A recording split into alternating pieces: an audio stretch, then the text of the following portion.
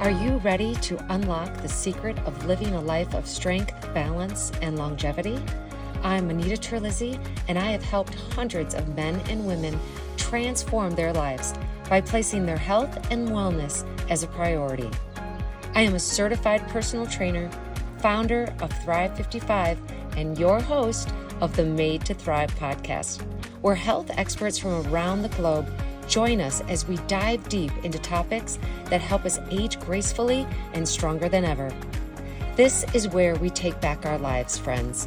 This is where we learn to embrace and celebrate this new normal we call middle age. I call this our second act.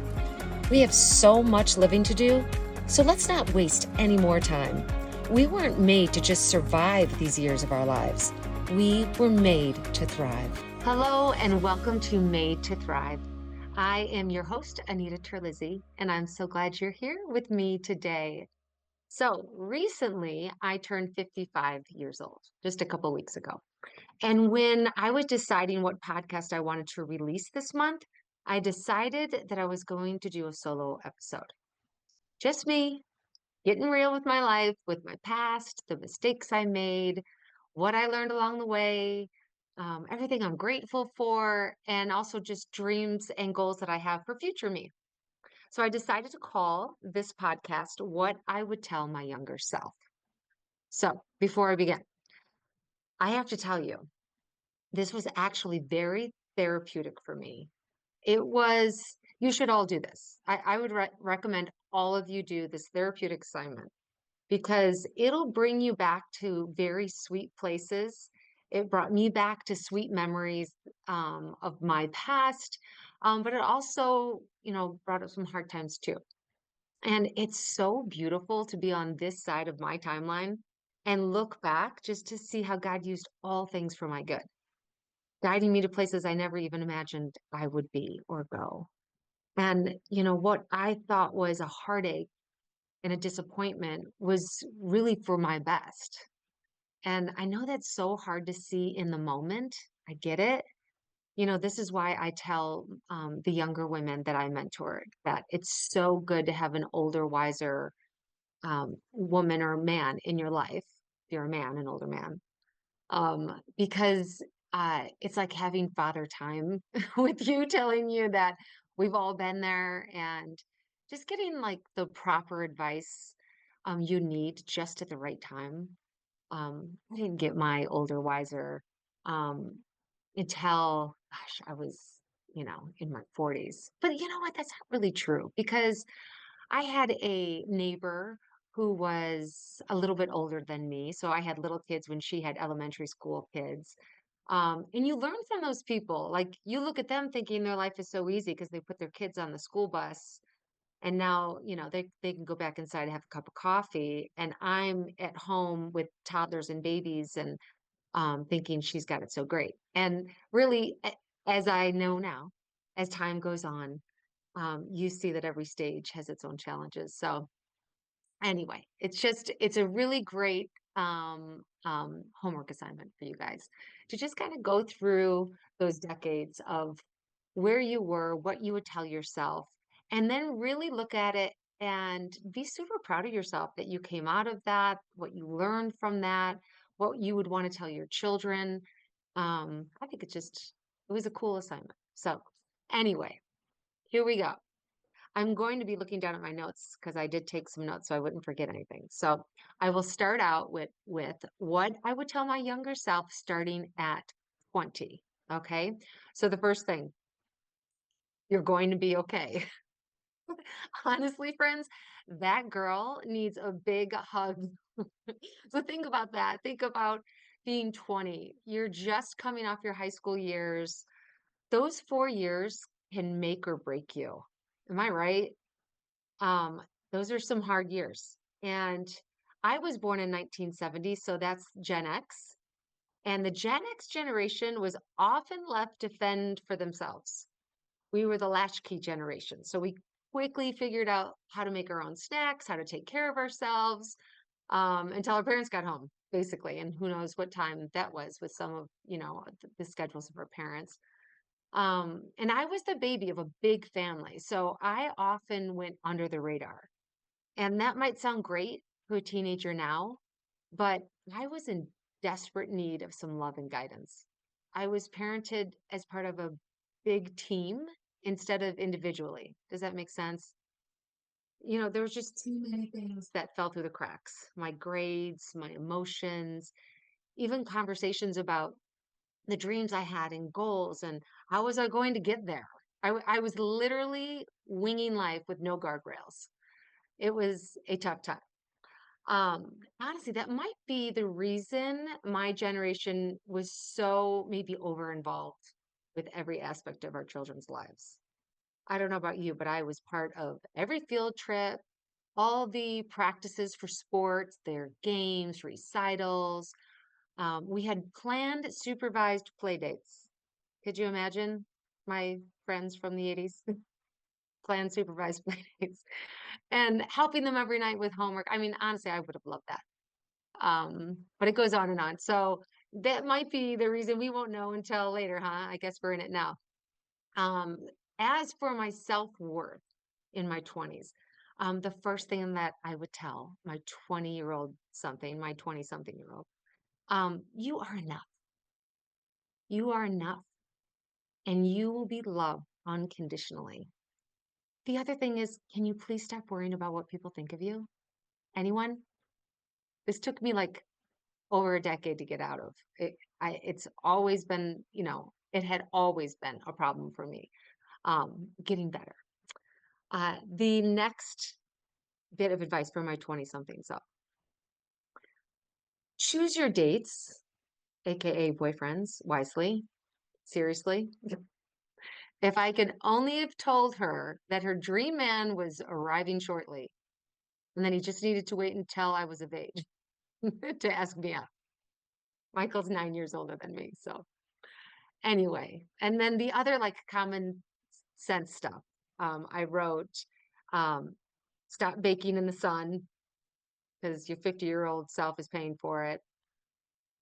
I know my Gen Xers and my baby boomers remember that we use baby oil and we put tinfoil on our LPs, on our albums, remember? And lay it out and baked in the sun, sometimes on the roof. So that's what I would say. And the last thing I would say to my 20-year-old self is call your mom more and thank her. Oh, she did her best considering her circumstances, and she's been worrying about you since middle school. So there's that. All right. To my 30-year-old self,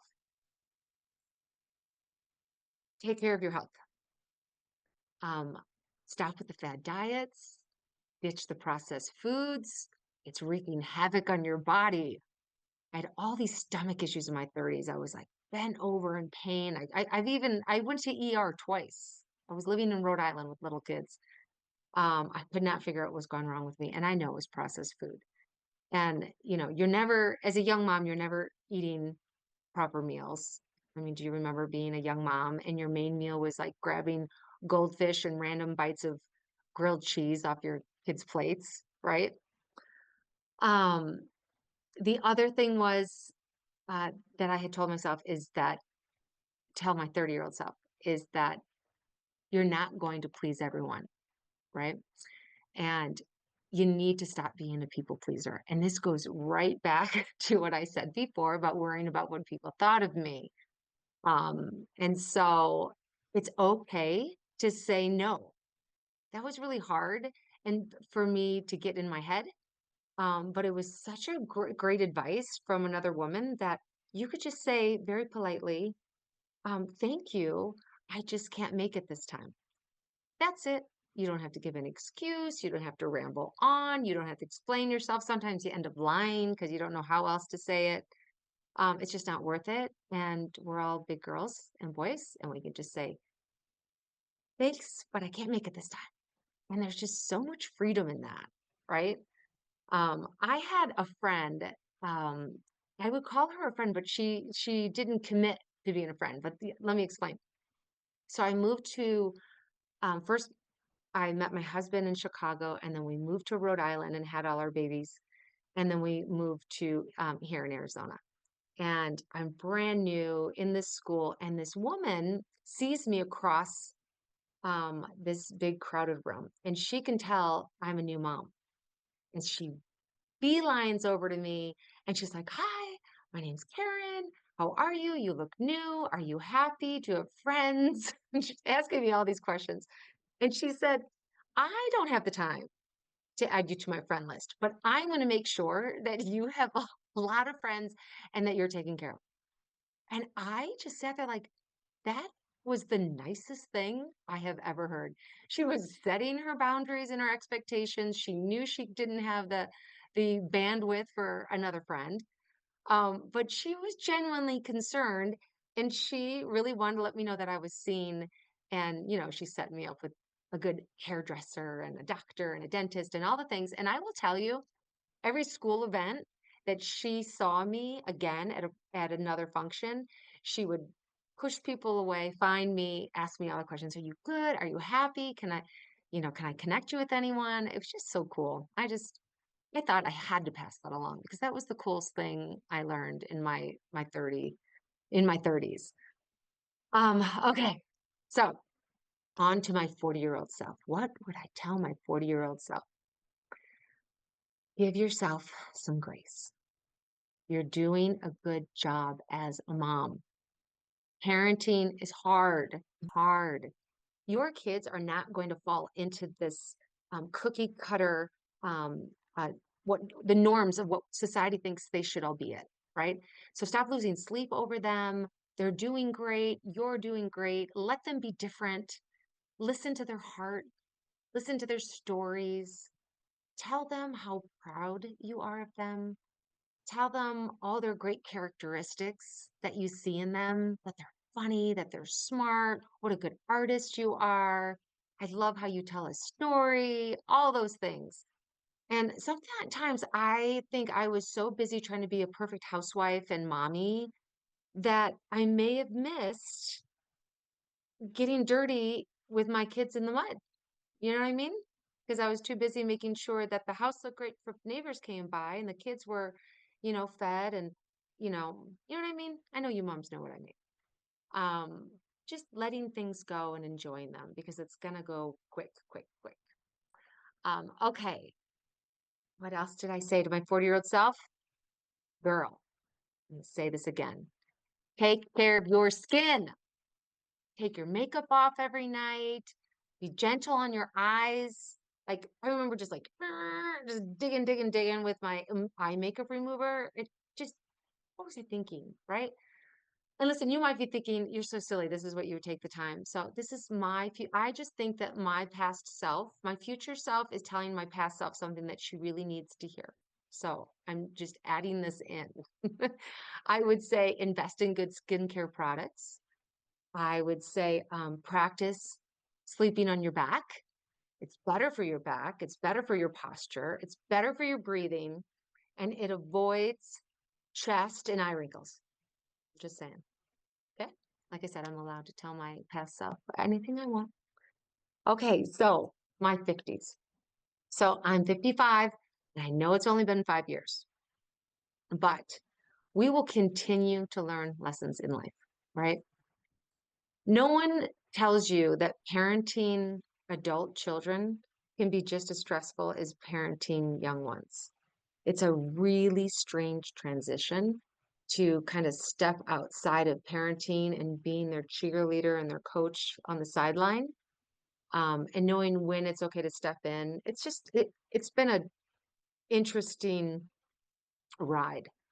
But my kids, I'm so proud of them, and they've grown up to be amazing adults. And they're going to make mistakes, whether I warn them or not. I certainly, uh, I'm not perfect and I made my mistakes. And I hope they know that whatever mistakes they made, they can always come to me and come back home and know that I have open arms and I love them, just in case they are listening now. But some days, I'm going to be honest, some days it's going to feel like your adult children will turn on you telling you all the things you did wrong as a parent, They will think you're annoying, that you were strict, that you're embarrassing, you name it. And here's my advice to you, my 50-year-old self, just 5 years ago. Stay consistent. Don't bend on your faith, on your beliefs, on the rules that you had. As long as they were reasonable. I look back, I think they were super reasonable. Um, don't bend on your values and keep showing up, even when they say they don't want you to, or I don't need you to, I'm fine. Just keep doing it. Keep sending those care packages. Keep sending the mom memes in their social media. I joke that they're never going to open them until I'm dead, right? They're going to be like, we should sit down and look at all those things that mom thought she was so funny and read them, get a big kick out of them. And keep sending the sweet texts. Keep filling the Christmas stockings and do the Easter baskets, even though they're all grown. I just think it matters, all of it. And they're going to come back around and they'll be so happy that they grew up with you. And listen, if you've messed up like I have, you apologize. You ask for forgiveness, you make it right, and then pray that God can restore what was broken. I promise He will. We have to remember that we have a loving Father in heaven, right? And that He wants the absolute best for us. And so it breaks His heart, I believe, what breaks our heart. And so if you are in that spot today, just know that it's not forever and that there's hope, right? So that's what I would do. I would tell myself to forgive quicker, ask for forgiveness immediately when I mess up. I would tell myself to love big, don't take yourself so seriously. I would say, I wrote all these little things, these last things. Call the people that you have been wanting to reach out to but never do. Don't wait to wear the cute dress. Wear the expensive perfume, even though it's not a special occasion. Go on more dates with your husband. Take the fun, expensive trip with your family. It'll be worth it. Those memories are priceless. Go to church on Sundays, and not because you're just checking a box to be a good little Christian, but because you might hear something life-changing. And open God's word daily. I struggle with that. I'm not coming from a place of, being better or holier, that's for sure. But when I do, when I'm in the word daily, just watch Him transform your day. The other thing is, I would tell myself today to serve more. I wish I served more, not just financially, but physically. And I'll tell you, there's nothing like seeing a smile on someone's face, right? When you're in front of them and they feel like you saw them and that you cared enough to show up. So that's what I would tell my past self. So what would I tell my future self? I would say, keep moving. I would say, keep dreaming. I'm going to keep working on my marriage, which we celebrate 30 years this fall. My goal is to be more intentional with my family and friends. Have my eyes open, like to those around me that might be hurting and needing a friend. I don't think any of us, that will be hard for us, any of us to do, right? And then with all my busyness, because I am very busy, I love it. I love being busy, but I am very busy. But I need to take time to stop and smell the roses. Someone just told me that today. So thank you, wise friend, for telling me that. So listen, I'm sure I touched on areas of your life that you can relate to. Um, isn't it nice to know, though, that you're not alone and that there's hope and that there's lessons that we learn from all the decades of time on this planet? I just think life is so precious and such a gift, and it would be to sit in the muck and wonder why or how it could have been different. And I'm just here to say that we're human and we make mistakes, right? And you take the good, you leave the bad, and start loving life starting today. So thank you for walking down memory lane with me, you guys. It was really fun. And I'm so glad you're with me. And if you think this would be a blessing for someone, send it on. Okay, take care, you guys, and keep fighting for it. I'll see you soon.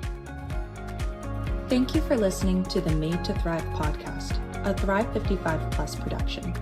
If you enjoyed this episode, please consider leaving a review as it really helps support us. If you want to learn more about how you can transform your life and age powerfully with us, please visit mythrive55.com.